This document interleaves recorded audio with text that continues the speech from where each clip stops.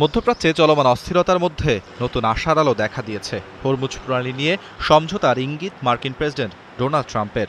White হাউসে সাংবাদিকদের সঙ্গে আলাপকালে ট্রাম্প বলেন, হরমুজ পুরোপুরি চালুর বিষয়ে আলোচনা চলছে এবং একটি সমঝোতা খুব শীঘ্রই হতে পারে। আমার মনে হয় মধ্যপ্রাচ্যে অস্থিরতার খুব শীঘ্রই অবসান ঘটবে। হরমুজ প্রণালী নিয়ে ইতিবাচক আলোচনা চলছে, তবে এখনই চূড়ান্ত কিছু বলতে চাই না।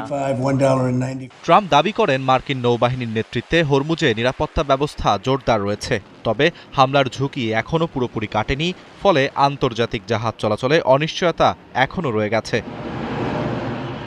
তিনি আরও বলেন, ইরানের সঙ্গে চলমান যুদ্ধ শীঘ্রই শেষ হতে পারে।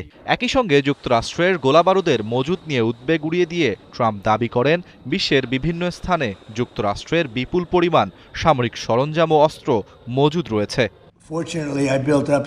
ইরান আর বেশি দিন যুদ্ধ চালিয়ে যেতে পারবে না।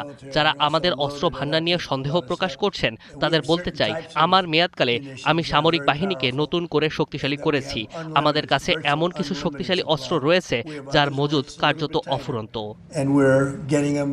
যদিও মার্কিন গণমাধ্যমের প্রতিবেদনে বলা হয়েছে, পেন্টাগনের ক্ষেপণাস্ত্র প্রতিরক্ষা সক্ষমতা কমে আসা নিয়ে প্রশাসনের ভেতরে উদ্বেগ বাড়ছে। ট্রাম্প ব্যক্তিগতভাবে এসব তথ্য প্রকাশ্যে আসায় অসন্তোষও প্রকাশ করেছেন বলে জানা গেছে। তবে রাতারাতি মধ্যপ্রাচ্য সংকট কাটছে না। ইরান সমর্থিত মিলিশিয়া এবং ইয়েমেনের হুথি বিদ্রোহীরা সমন্বিত হামলা চালাতে পারে বলে আশঙ্কা করছে সৌদি আরব। এর আগে হুথিরা সৌদি সেনাবাহিনীর বিরুদ্ধে বৃহৎ সামরিক অভিযান চালানোর দাবি করেছে। আরাফাত ইসলাম, ৭১।